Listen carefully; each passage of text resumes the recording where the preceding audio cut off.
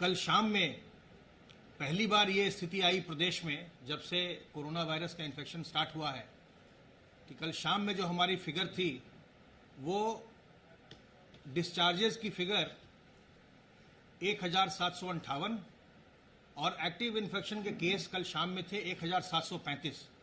अर्थात कल पहली बार यह स्थिति आई जब हमारे डिस्चार्जेस ज़्यादा हो गए एक्टिव इन्फेक्शन से, जो एक बहुत ही अच्छा लक्षण है।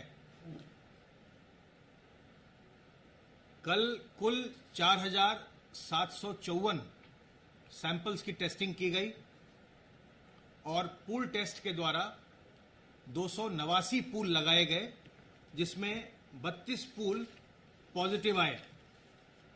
पूल टेस्टिंग के माध्यम से 1445 सैंपल्स की टेस्टिंग की गई।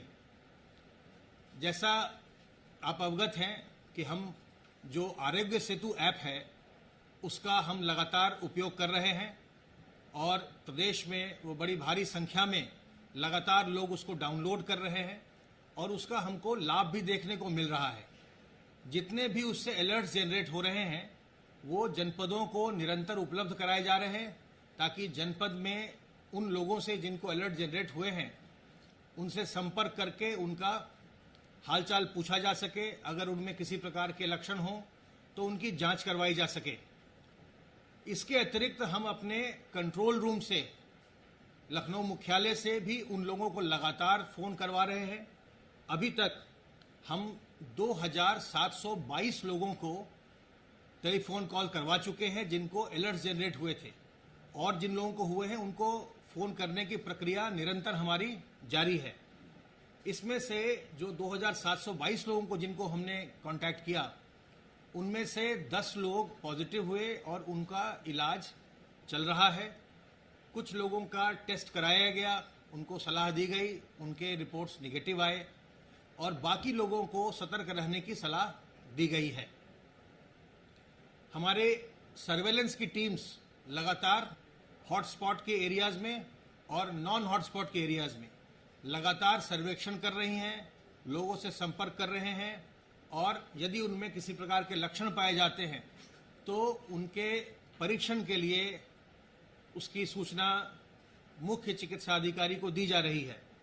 अब तक 70,129 टीमें इस पर कार्य कर चुकी हैं, जिन्होंने 58,53,570 घरों का सर्वेक्षण किया है, जिसमें 2,90,66,744 लोगों का सर्वेक्षण हुआ है इन टीमों के द्वारा, और उसके आधार पर लक्षण पाए जाने पर उनके सैंपलिंग की गई है और जहां आवश्यकता हुई वहां पर पॉजिटिव पाने पर उनको चिकित्सालयों में भर्ती कराया गया है।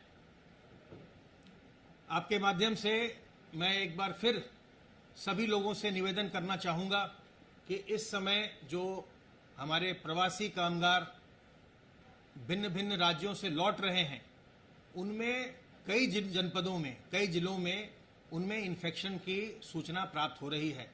जिन लोगों को जिला प्रशासन के द्वारा शेल्टर होम में या क्वारंटाइन में रखा जा रहा है और जिनकी रैंडम सैंपलिंग की जा रही है उसमें कुछ इन्फेक्शन के केसेस सामने आ रहे हैं। इसलिए ये बहुत ज़रूरी है कि जो 21 दिन का प्रोटोकॉल दिया गया है होम क्वारंटाइन का, उसका बहुत ही कड़ाई से पालन करवाया जाए और इसमें जो कम्युनिटी सर्वेलेंस है उसकी बड़ी महत्वपूर्ण भूमिका है। जो गांवों में ग्राम निगरानी समितियां बनाई गई हैं अथवा शहरों में मोहल्ला निगरानी समितियां बनाई गई हैं, उनसे ये अनुरोध है, उनके सदस्यों से, चाहे वो ग्राम प्रधान हो, चाहे सभासद हो, चाहे युवक मंगल दल के लोग हों, चाहे थाने के चौकीदार हों, चाहे हेल्थ विभाग की आशा हो, चाहे और जो भी उसमें वॉलंटियर्स हों, नगर निकाय के कर्मचारी हों, उनको ये चाहिए कि निरंतर इस बात का ध्यान रखें कि जिन लोगों को होम क्वारंटाइन में रखा गया है ये सुनिश्चित करें कि वो घरों के अंदर ही रहें। अगर वो 21 दिन घर के अंदर रहते हैं और बाहर नहीं निकलते हैं तो किसी प्रकार का संक्रमण नहीं फैलेगा।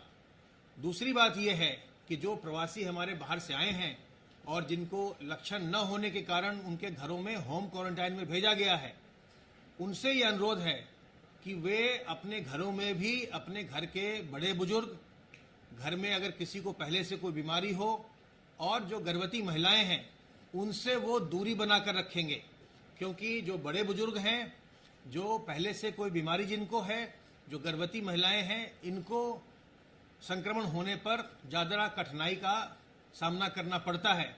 इसलिए हम सबों को ये चाहिए कि हम ऐसे लोगों को बचाएं, संक्रमित होने से इनको हम बचाएं, हर हालत में बचाएं।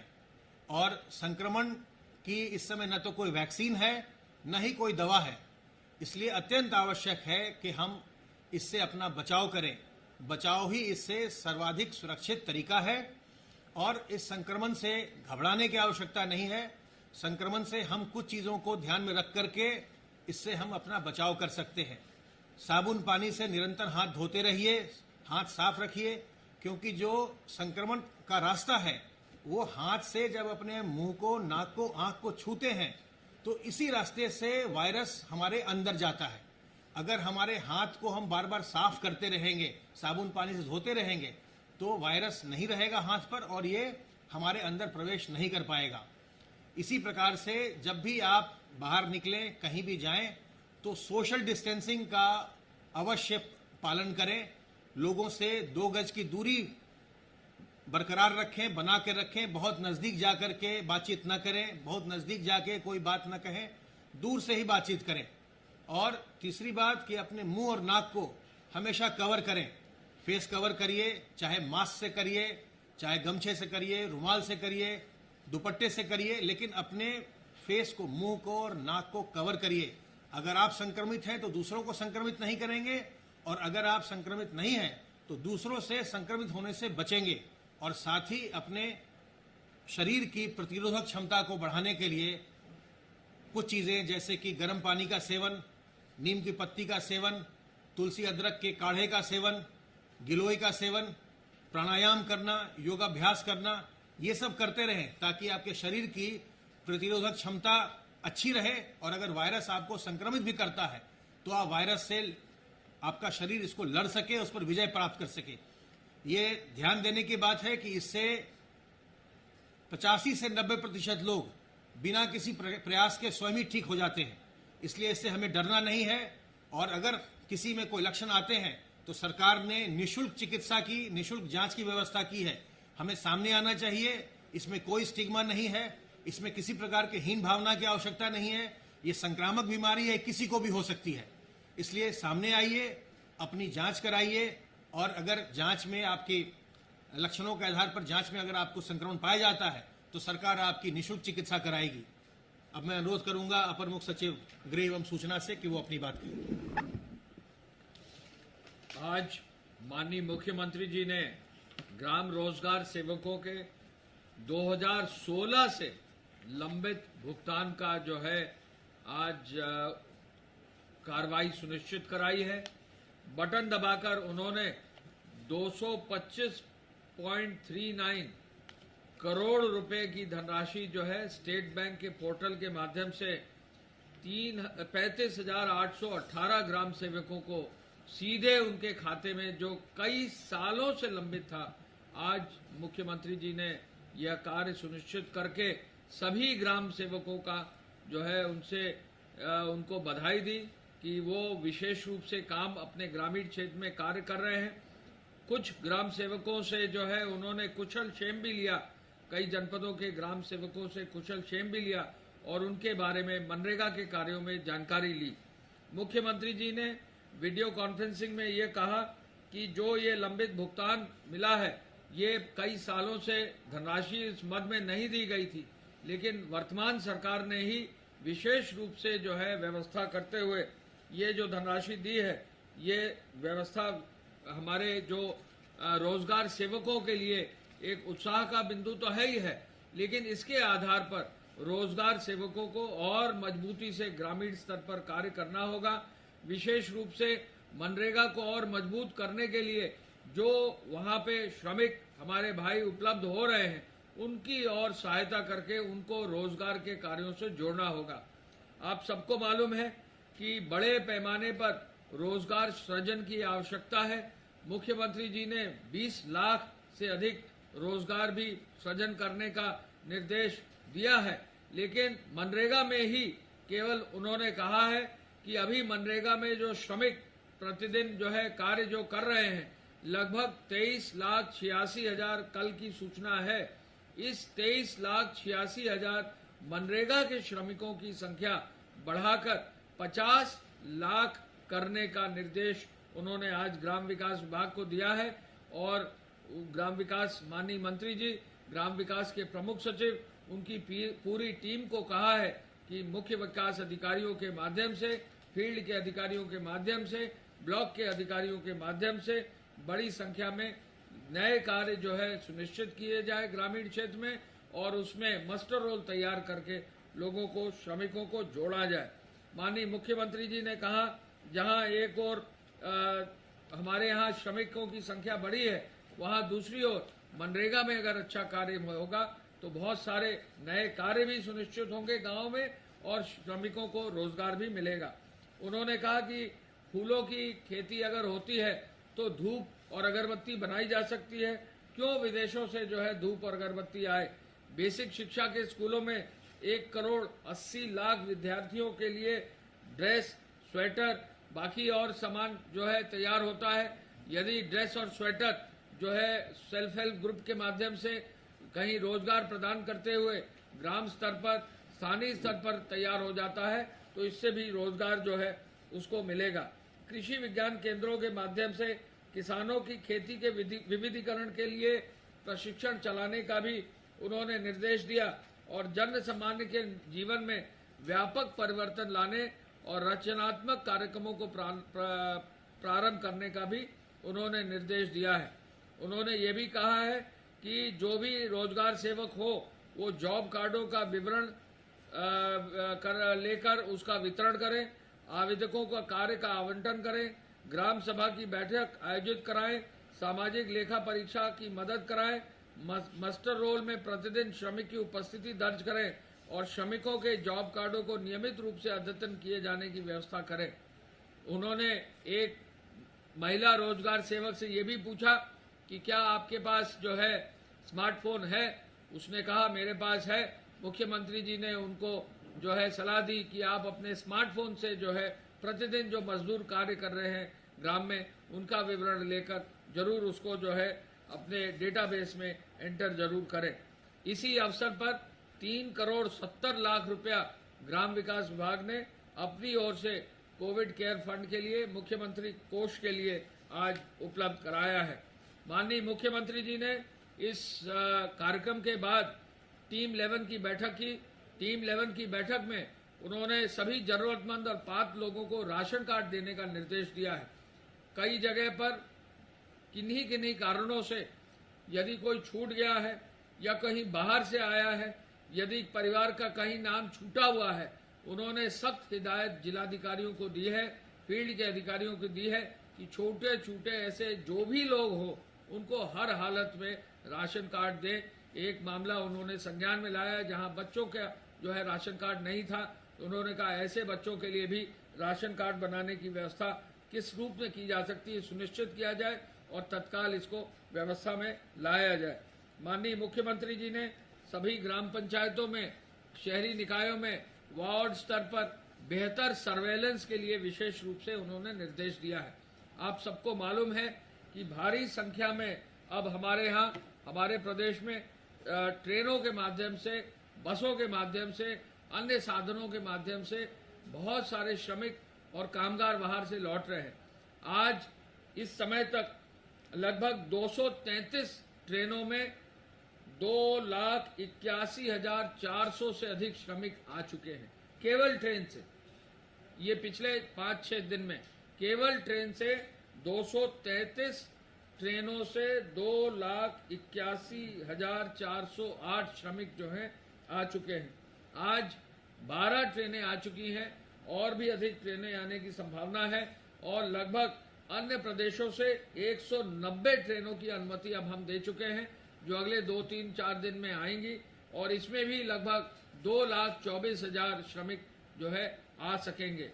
हम लोग जो हमारे प्रदेश में जो व्यवस्था है उसमें अब लगभग 44 रेलवे स्टेशन पर जो जनपद स्तरीय हैं या मंडल स्तरीय हैं वहाँ ट्रेनें आ रही हैं और बड़ी संख्या में जो ट्रेनें आ रही हैं उनके माध्यम से लोग वापस आ रहे हैं और अंततोगत्वा जो है उनका मेडिकल चेकअप कराते हुए उनका पूरा विवरण rahat.nic.up में अंकित कराते हुए उनका स्किल का विवरण लेते हुए उनको होम क्वारंटाइन में भेजने से पहले जो इंस्टीट्यूशनल क्वारंटाइन है वहां पर लाकर उनकी पूरी जो है व्यवस्था करते हुए फिर जो है होम क्वारंटाइन में भेजा जा रहा है।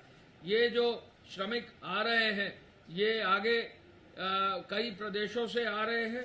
इनमें जो प्रदेश अभी तक जहां से श्रमिक आए हैं वो है गुजरात, जहां से 144 ट्रेनें आ गई हैं, महाराष्ट्र जहां से 31 ट्रेनें आ गई हैं, पंजाब जहां से 38 ट्रेनें आ गई हैं, तेलंगाना जहां से 4 ट्रेन आ गई हैं।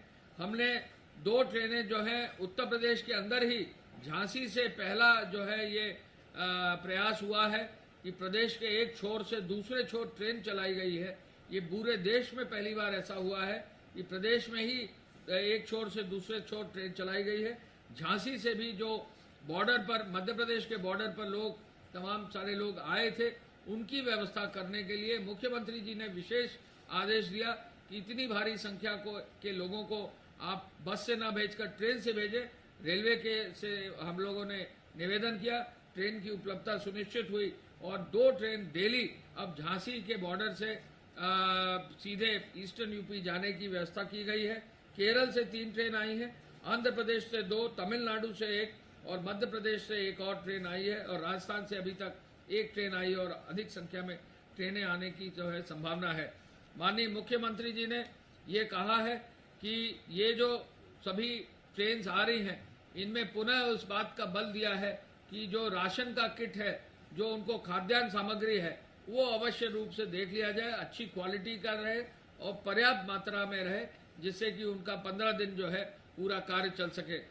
जहां निगरानी समितियों के लिए उन्होंने निर्देश दिया है तो उन्होंने कहा है कि निगरानी समिति में ग्राम प्रधान, ग्राम के चौकीदार, पुलिस विभाग की ओर से आशा वर्कर्स जो हैं, स्वास्थ्य विभाग की ओर से स्वच्छाग्रही, पंचायती राज विभाग की ओर से, युवक मंगल दल, युवा कल्याण विभाग की ओर से और नेहरू युवा केंद्र की ओर से, ऐसे सभी विभागों के ग्राम स्तरीय जो कार्यकर्ता है उनको जोड़कर एक पूरा सिस्टम बनाया जाए और ये ऐसा मैकेनिज्म ऐसा तैयार हो कि हर व्यक्ति को निगरानी हो सके और उनकी ग्राम स्तर पर होम क्वारंटाइन अच्छे रूप से हो सके।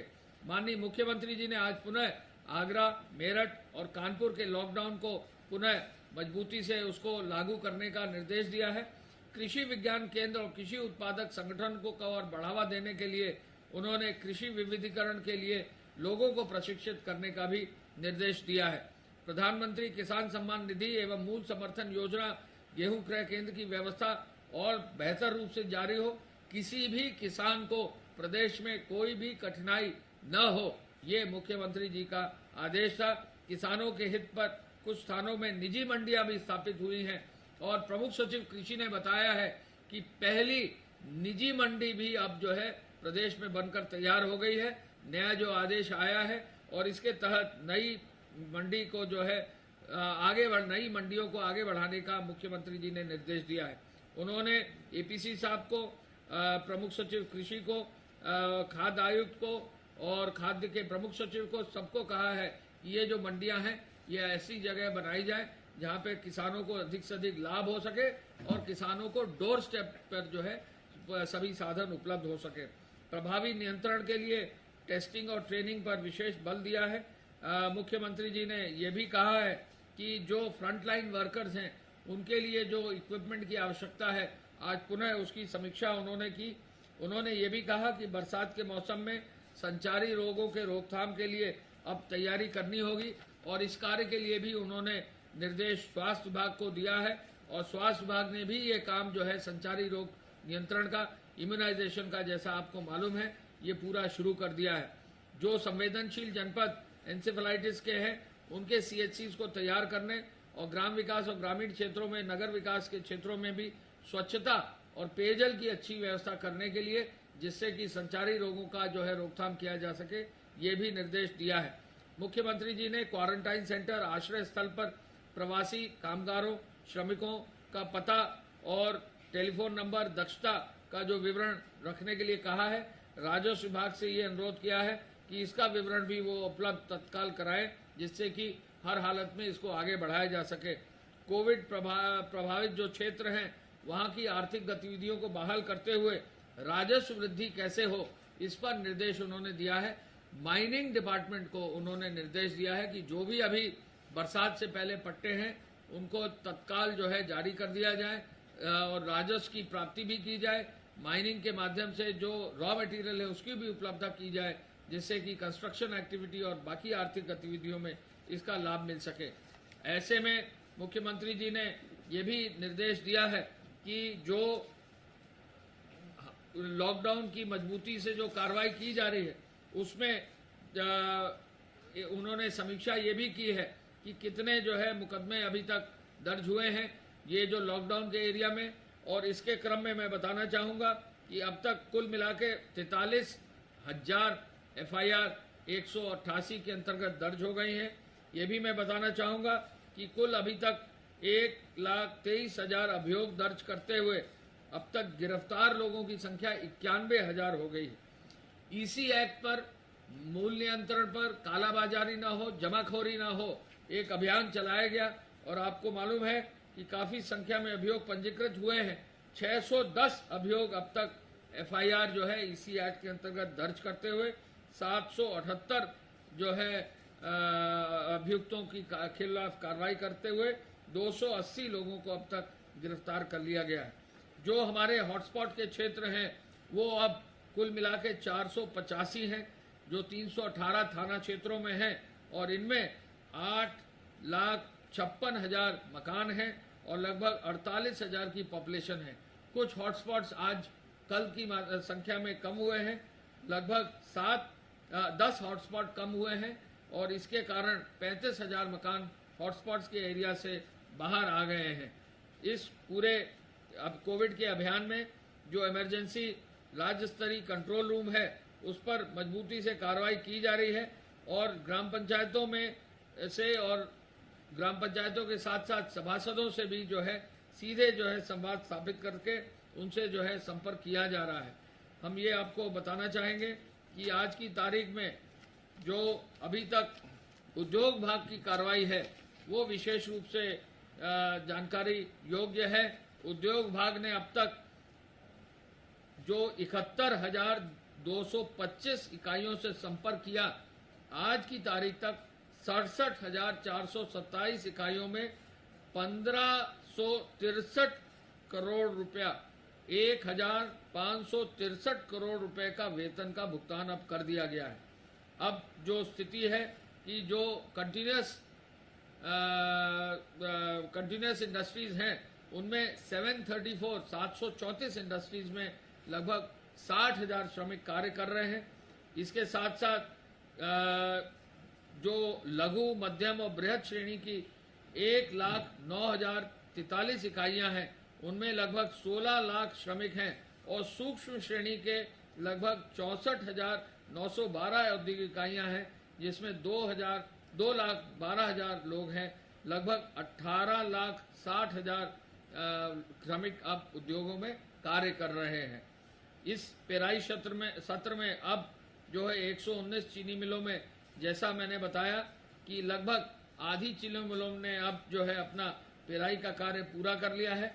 अभी भी 12,000 से अधिक जो है ईंट भट्टे कार्य कर रहे हैं जिसमें 10 से 12 लाख लोग काम कर रहे हैं और साथ साथ अब जो धनराशि 1,000 रुपए के आधार पर दी जाती थी ये धनराशि कुल मिला के 316.99 करोड़ रुपया अलग अलग श्रमिक वर्गों को दे दी गई है।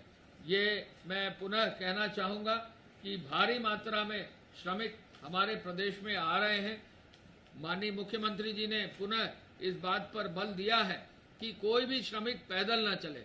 हर जिलाधिकारी को, जो संबंधित पुलिस अधिकारी हैं, उनको निर्देश दिया है कि जो भी जहां भी रहें उनको वहीं पर जो है व्यवस्था करके बसों में बैठाकर उनको अपने अपने गंतव्य स्थान भेजने से पहले क्वारंटाइन सेंटर में लाकर उनका पूरा विवरण लेकर उनका चिकित्सकीय जो है मेडिकल जो सर्वे होता है वो पूरा कराकर उनका विवरण लेकर उनको सामग्री खाना भोजन आदि देकर व्यवस्थित रूप से करें।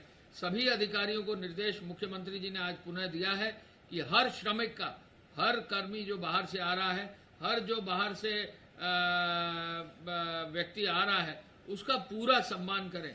एक या दो मामले में कुछ अधिकारियों ने जो है अगर कहीं गलती की है तो उसके लिए जो है उनको सख्त हिदायत दी है कि वो आगे से इस तरह की कार्रवाई न हो और प्रत्येक दशा में हर व्यक्ति का सम्मान करें। मुख्यमंत्री जी ने ये आदेश दिया है और कोई भी पैदल न चले। पैदल अगर चल रहा है तो संबंधित जिला प्रशासन और पुलिस उनकी व्यवस्था समुचित रूप से करते हुए उनको घर सुरक्षित पहुंचाएं। ये निर्देश मुख्यमंत्री जी ने आज दिया है। धन्यवाद।